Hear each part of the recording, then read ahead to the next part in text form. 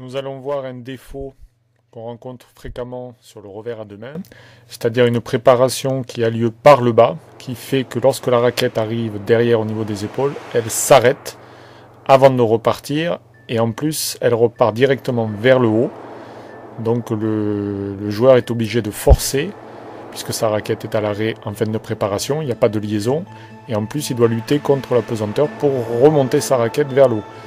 Donc ça entraîne un manque de puissance et un manque de vitesse de réaction pour prendre la balle tôt et devant avec suffisamment de force. Donc en général, sur les balles hautes, le joueur est obligé, une fois qu'il a fait sa préparation, mais de remonter, donc il est en retard, il est obligé de prendre la balle derrière lui, ce qui se voit notamment au niveau des épaules qui restent en retrait. Alors sur ce plan, on devrait voir la préparation, donc on voit que la raquette est déjà assez basse en position d'attention, et tout de suite la raquette part en bas, donc forcément elle est obligée de s'arrêter derrière avant de repartir dans l'autre sens, mais donc elle part d'une position arrêtée, il n'y a pas de liaison pour trouver de la vitesse. Alors à haut niveau, là on voit Nadal qui par un effet de miroir et comme un droitier, on voit que sa raquette part bien par en haut, elle arrive derrière, elle est en haut, au niveau des épaules, comme les épaules sont tournées, et elle descend, prendre de la vitesse avant de remonter, pour pouvoir frapper la balle tôt et devant, avec beaucoup de puissance. La raquette fait un trajet, un art de cercle, qui serait dans le sens des aiguilles d'une montre. Même chose chez Djokovic, qui part les mains un petit peu plus basses. Lorsque la raquette arrive derrière lui, pareil, elle est en haut, elle prend de la vitesse en descendant, en dessinant un art de cercle, dans le sens des aiguilles d'une montre. Donc deux revers différents entre Nadal et Djokovic, mais dans les deux cas,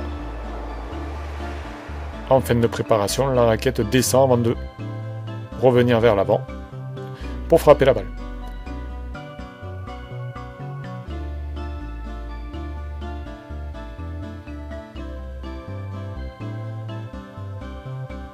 Alors chez cette joueuse, on va voir comment en une demi-heure on peut corriger ce défaut. Donc là on voit avant la séance, on voit que la raquette descend directement et donc elle est obligée de remonter sans vitesse au départ pour frapper la balle.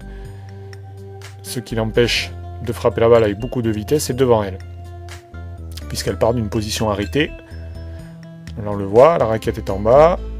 Voilà, elle a fini la préparation. Et là elle remonte, mais c'est difficile.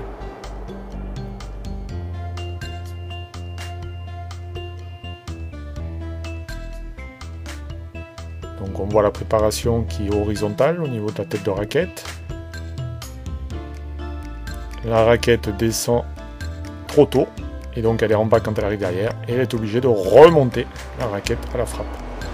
Donc là on a des trajets de raquette qui ne sont plus dans le sens des aiguilles d'une montre, mais au contraire dans l'autre sens. On voit bien la courbe qui a lieu dans l'autre sens.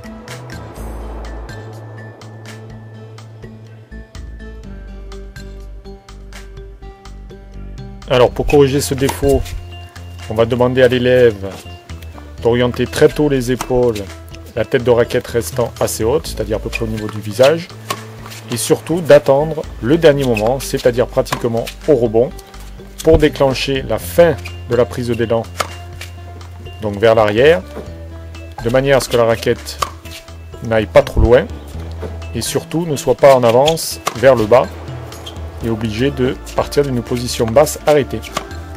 Donc on lui demande d'attendre en haut, et en fin de préparation de garder une tête de raquette un petit peu plus haute que les mains, ce que l'élève commence à arriver à faire, avant de redescendre.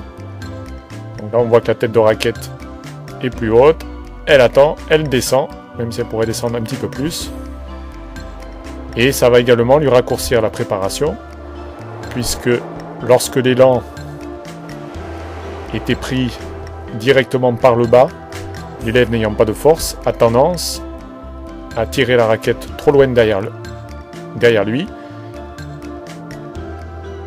ce qui n'est pas gênant lorsque la balle n'arrive pas trop vite, mais empêche de jouer facilement des balles rapides ou des balles hautes. Donc lorsque le jeu s'accélère, ces enfants-là, s'ils n'ont pas eu la correction, éprouvent des difficultés à avoir un revers offensif, puisqu'au fur et à mesure que le jeu s'accélère, ils prennent la balle de plus en plus derrière eux. Donc là on voit que la joueuse a intégré le fait d'attendre le plus longtemps possible, et ensuite donc il commence à y avoir une liaison entre la fin de préparation et la frappe.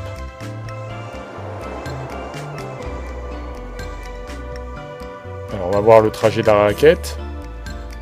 Donc cette fois-ci on voit que la raquette descend avant de remonter, et même si l'accélération est encore limitée, la liaison semble correcte. Alors à gauche avant la correction et à droite donc après.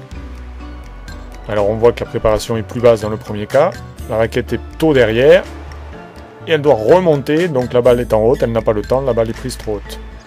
Alors que sur la droite, la balle a pu être prise plus tôt. Même si les deux balles étaient un petit peu différentes, on voit que la joueuse est désormais capable de jouer la balle beaucoup plus tôt.